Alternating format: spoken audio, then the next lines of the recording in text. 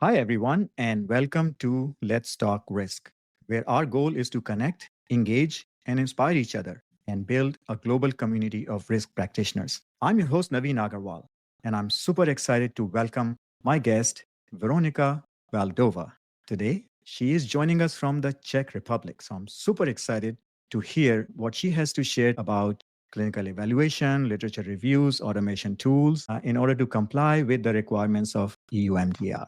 I welcome all of you guys. I hope you have a good time here. This is going to be a very casual conversation. Please let us know anytime if you have any questions or comments, if you want to share something with our community, and I'll try to bring them up as much as possible. So, with that, Veronica, welcome. How are you today? Thank you for having me, Navina. It's been a pleasure getting to know you, and thank you for inviting me to the podcast. Well, Veronica, I'm super excited that you're able to make time for us. I know it is late for you in the afternoon. And believe me, this is probably the first time I'm talking to somebody from the Czech Republic. So this is personally extremely amazing to me. I really appreciate that. So, Veronica, why don't we start by having you tell us a little bit more about yourself, your background? Well, I'm a veterinarian by training, but very shortly after leaving school, I ended up in pharmacovigilance. And about 10 years ago, I transitioned mostly to medical devices. The reason was the coming legislation, medical device regulation, which turned all the medical device processes upside down at the time.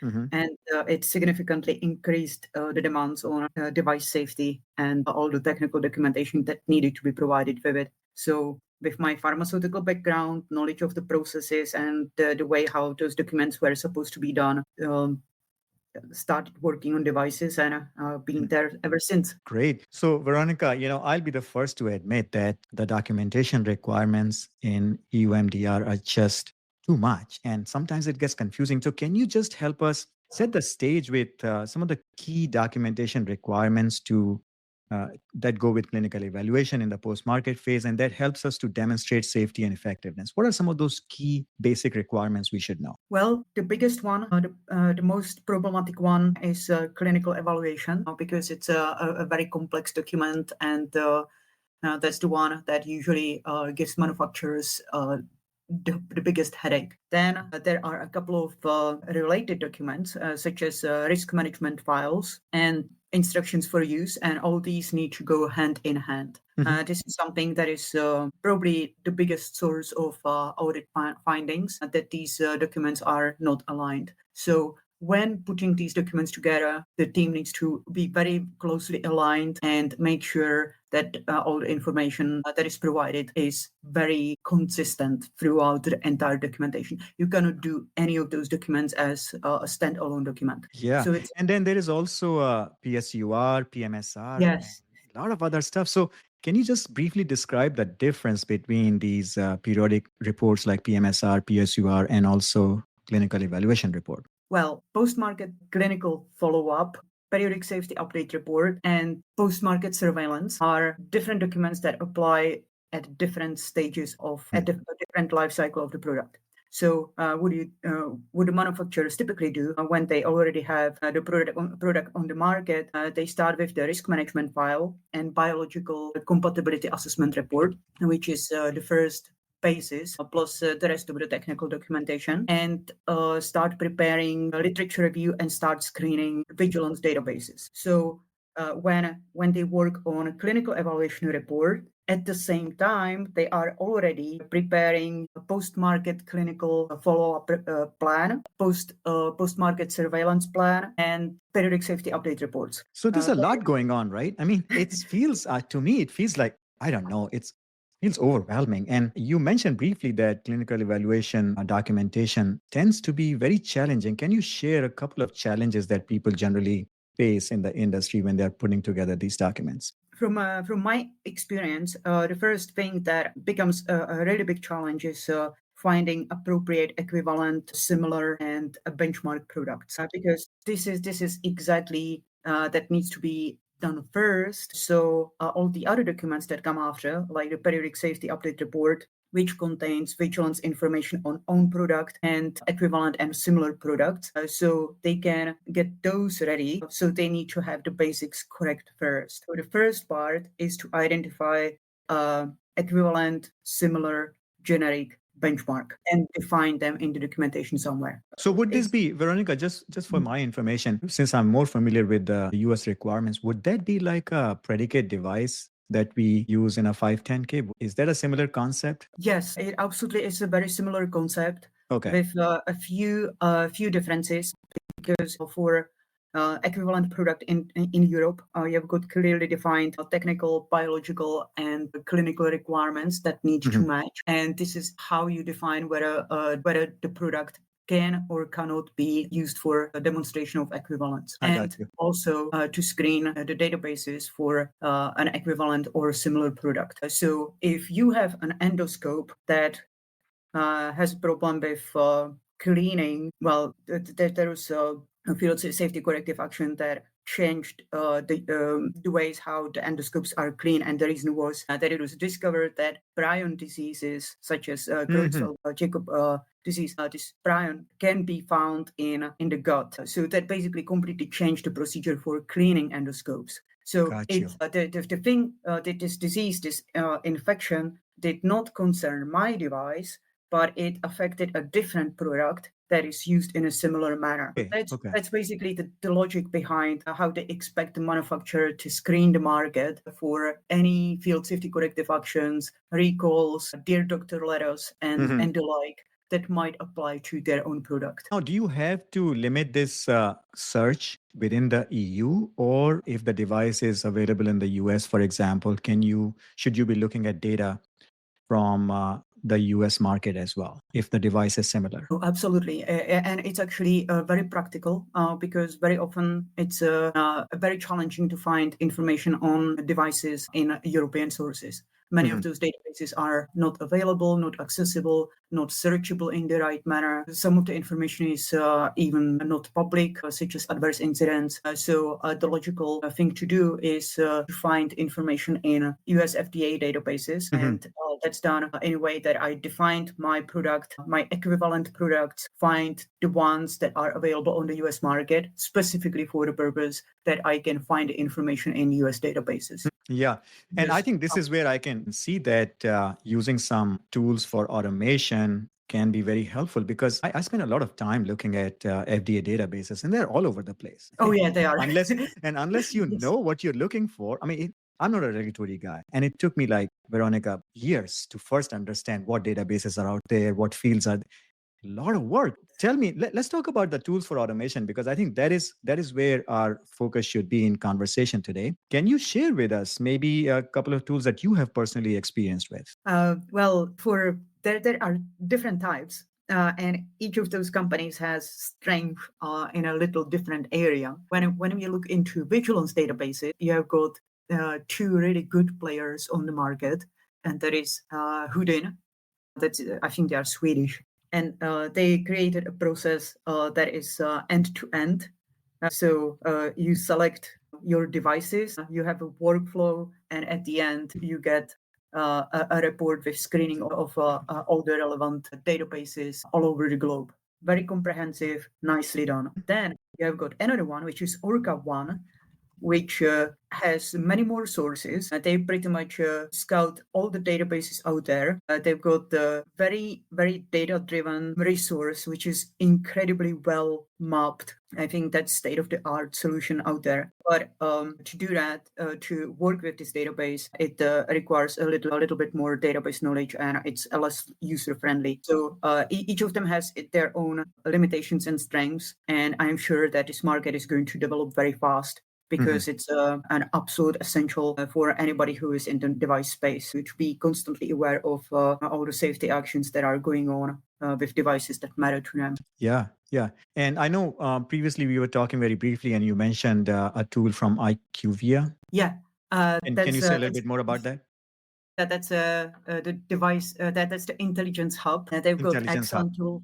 Yeah, they've got excellent tool for literature screening. They use natural language processing for screening the full text. And when I was testing this one on a project that I was working on at the time, which was wound care, I had a very, very good idea what kind of articles I'm supposed to get. And I just wanted to compare what I'm Yeah. going to get from them. And So we are getting some comments from our audience too. Florian is sharing that Flynn is good, Medboard is good. yes, And also, guys, everybody in the audience, we're going to share links to these tools in the show notes when we publish this podcast on Let's Talk Risk. And the second thing that I want all of us to understand is we are not endorsing one tool or the other. We are just sharing this for information. We don't have any personal relationships with these tool providers. Maybe we have worked in the past, but this is for the purpose of knowledge sharing. So, Veronika, I will definitely reach out to you as a follow up and get all these links that we can share with our audience. So, yes, please continue. Tell us more about that. Well, I like the fact that it was it identifies the information in a very comprehensive way, and it has very little noise. This is very practical because it saves a lot of time, and the relevant information still came through. That was one. Okay. And another one is InScive, which is mainly pharmacovigilance driven, but they also have a literature module, which is very flexible. But the good thing about that is that it's highly configurable. So it can adjust to the company's needs. But the number of new tools on the market is growing. I think it just always is worth getting a demo version and getting a hands-on experience, testing them and checking what fits your needs. So, Veronika, I know this is how I connected with you because you shared your recent experience in a webinar. I forget where it was, but you are sharing your hands-on experience. Can you please give us a very quick overview of the tool you used, the kind of search you did? What was the use case, and maybe some details for us? The one that you're probably talking about is Houdin. Okay, yes, I remember that. There was Houdin. There was another project that I had that was citric citrate anticoagulant solutions, which are a 2B device in Europe, but a drug in the US, which makes it even more interesting. So I picked that one because it went across these regulatory boundaries. So one has to go to a certain type of databases in one country, but a different database in the US to get the full coverage of what's going on with the product. So that's an interesting example, and I think you are really making a good point here. Is that we need to first know what kind of a device we have, how it is regulated in different markets, and then how to configure the tool. So, is there any kind of help available to people to learn these tools? How do you go about doing that? Is there any training available? Well, I haven't done any training. Just checked the internet and found who does what in my area. Just literally scouting the market, like old-fashioned market research, and asked for a demo or a brief access. It's invaluable if you are willing to put the time into it. You see that it's such a fast developing field that I think in a couple of years the field will completely change. At the moment, it's very time consuming, very manual. Well, first of all, it's a relatively new requirement, so it was generally dumped at regulatory people within the company, and they have it on top of all kinds of other tasks. So very few companies hire a specific person to do their post-market safety surveillance. So this kind of tools are absolutely essential to keeping the headcount in a reasonable numbers. Otherwise, the companies would just do nothing but compliance. Yeah. Well, I think that was going to be my follow-up question for you. Generally, who does this type of work within companies? And you mentioned maybe people in the post-market surveillance department, or are there any other functions involved who might be actually doing this type of work? Well, that depends on the size of the company. And in the medical device market, you have got some of the big ones, but also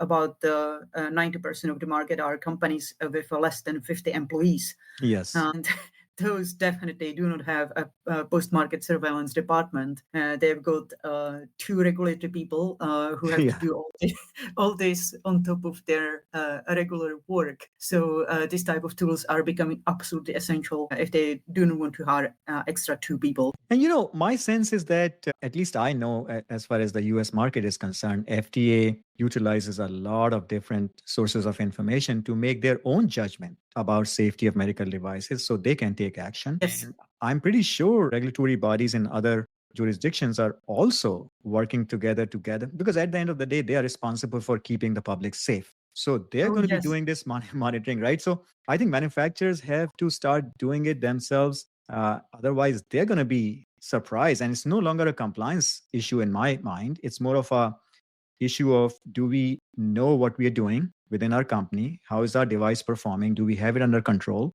Because if we don't have that intelligence, I think that regulatory bodies will actually be ahead of us. And I'm Oh, they talking about are. it, right? They have access to all those adverse incidents that are reported all over Europe, and they've got regular phone calls with other regulatory agencies, and they are discussing. They're discussing that. So Yes. so I think of the business case. What is the business case when we go talk to our executives? Hey, we need these tools. And I don't think we should be talking to them about, hey, we have to write this report to submit to our notified body, but more about, hey, this is more about having visibility and intelligence and control of our products in Oh, the marketplace and making sure that we are not caught by surprise when somebody comes knocking at absolutely. our door, right? That should be the business case. Absolutely. That's a very valid point. Because a lot of those companies are caught by surprise when a key supplier ends up in a trouble, and suddenly there's a certain type of plastic tubes that is no longer on the market, Mhm. or nobody can get hold of infusion bags because of I don't know, biocompatibility issue or whatever. It's essential to monitor, and stay ahead of the curve, so and one doesn't get caught by surprise and just proactively search Yeah. anything that could go wrong. And also, another thing I'm thinking here, just thinking out loud, is it will be nice to have all this information as an input to the next new product we are developing. Is it not? Because we need to know where we are starting from, what is the current performance of similar products or our own products in the marketplace, what should we be looking for. So this should feed as an input to our new product development as well. Absolutely. Also, in the clinical evaluation report, you've got the state of the art section and Mhm. alternative treatment section. And if I take wound care as one of the area that I work on for my customers, it's such a rapidly developing area that you wouldn't believe what type of products are on the market. And there are some that are highly advanced, very expensive, highly specialized, such as for burns or something. And then there are others that are very inexpensive and can be used for the long-term maintenance of chronic wounds in areas that do not have that much money, and it still can be profitable. So this kind of intelligence is essential. Um, First, it's important to know like what regulations apply in what jurisdiction and Yeah. what the market looks like, and knowing where and in what kind of standard environment and competition where I'm launching my product. Yeah, this is fascinating, Veronica. Thank you for sharing these insights with us, guys. We still have about 10 minutes or so. So please continue to share your own comments and questions in the chat. I'll keep an eye on that and share as much as possible. So, Veronica, let's continue our conversation here. We started talking about the business case. We looked at a couple of tools. Is there any other example that comes to your mind where you have personally used one of these tools, and please share your experience with that? Well, I tested Distiller SR, which is another one that is one of the most advanced in terms of having a medical device module for literature screening prepared and well thought through. It actually does the parts that you need from a proper medical literature review for a clinical evaluation report. These significantly differs from pharmaceutical products, where you only search for safety issues and case reports. In medical devices, we are less worried about the case reports, but a lot more worried about evidence of safety, performance, state of the art, and clinical background and alternative treatment options and guidelines. And also that there are very specific guidelines for appraisal of medical literature. So building the search in a way that makes it possible to evaluate each component that is specified in those guidelines and get a report out of it. So I've got a full search, then I had to decide whether the article is relevant or is not, and if it's not, for what reason. So this is something that I need to provide as a report to the notified body. So what I absolutely need is having a workflow that enables this each of these components. And then with a push of a button, export this information with all these decisions into some sort of table that I can attach to my report. So this SLR was a good one. Insights is getting there with their workflows, but there are a number of others, and you just check them out and see how it. And I think we'll compile all these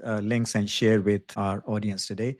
Veronika, what I'm hearing you say is that just knowing about a tool is not enough. You need to know how to use it, how to configure it, and even when you get the output from the tool, there is still more work. Yes. Right? It does help because you can do these searches every year or every 3 months. You do not need to set it up every time. You can quickly filter out things that are not relevant. It can help you prepare the reports quickly. But here's what I'm thinking. Here's what I'm thinking. Is it possible to use the output from these tools and then apply the artificial intelligence based tools that are already out there to even create the final report? Do you know if that's happening, if people are working on that, or do you see that coming up in the future? I'm definitely seeing it coming up, but I haven't seen a mature solution just yet. Because, I would hate to have to read 100 papers that are, that come out of this search. That'll be a lot of work. I will go crazy. Yes. I don't have that knowledge to understand if it is appropriate or not. And I'm wondering if there was a way, is there a second step beyond these tools, a second level of automation using AI? And I wonder if that we're going to see that. I hope we would. Oh, absolutely. And I think it's getting there. It's the NLP type of processing tools. Right. Where the decision has several steps. And one did come up in a search using specific keywords. Then once I have got a full text, the next steps are the decision whether the article contains a mention of a relevant device or not. Yeah. That means any of those listed devices that I've got, mine, equivalent, similar, benchmark, generic, as defined, if any of it is mentioned. So that can be automated. It can be a little bit of work to configure it, but once done, you can search through very high volume of literature at ease, and it can filter out a lot of noise. And one of the tools I've personally used, which I don't know if it's available in these literature tools or not, but there's a tool out there from Google. It's called Notebook LM. Yes. And you know about that? So you can, it's an AI tool. You can put up to 50 documents. You can put up to 50 documents and query. Now, here's a very, very important comment from Florian. I think he made a good point. You still need the human in the loop to verify that AI is not inventing things. Absolutely. Oh, absolutely. Absolutely. Yeah, thanks for making that comment. Yep.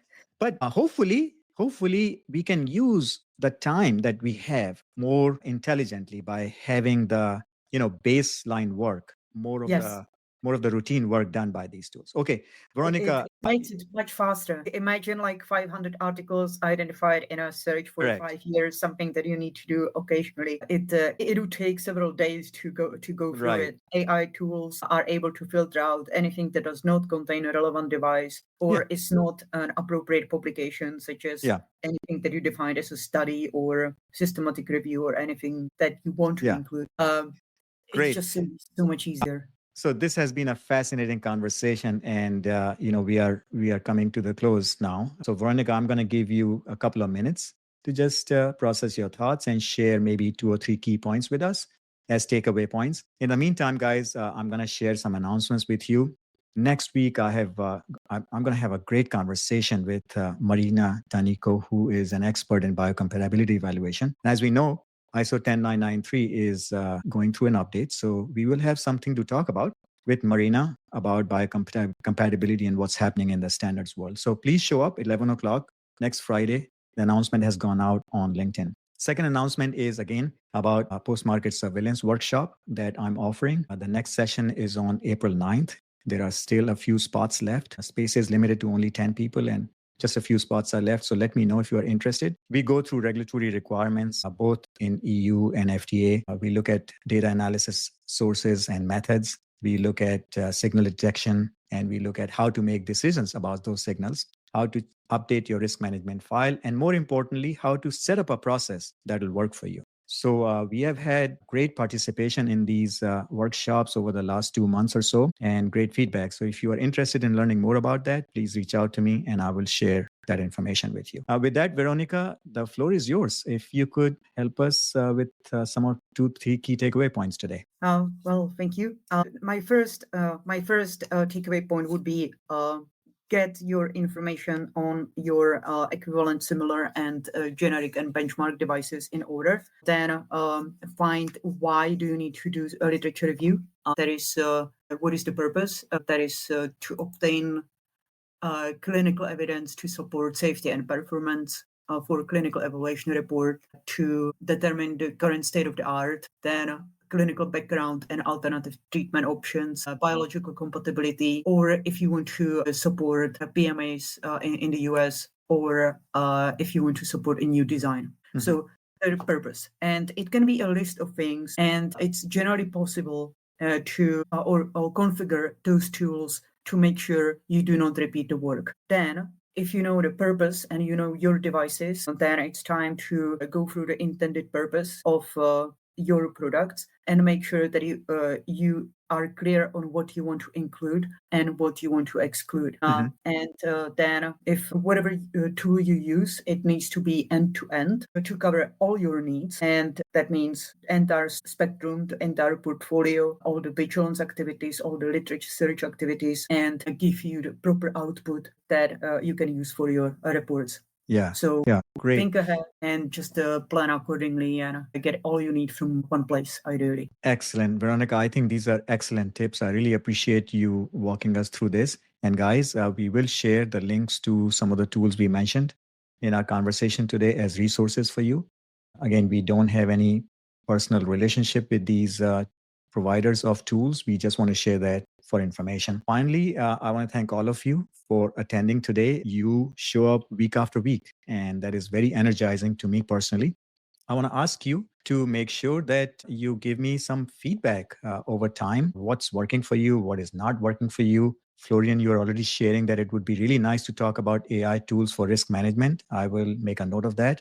Thank you for sharing that. We will have a conversation around that topic. So guys, once again, thanks a lot. Veronika, many, many, many thanks to you. It is not super convenient for you from a timing point of view. Fantastic. It's early afternoon. So now you can have a relaxing drink on a Friday evening. But I really appreciate that. Thank you so much. Thank you for inviting me. It was a pleasure. All right, guys. Have a good weekend. We will see you next week.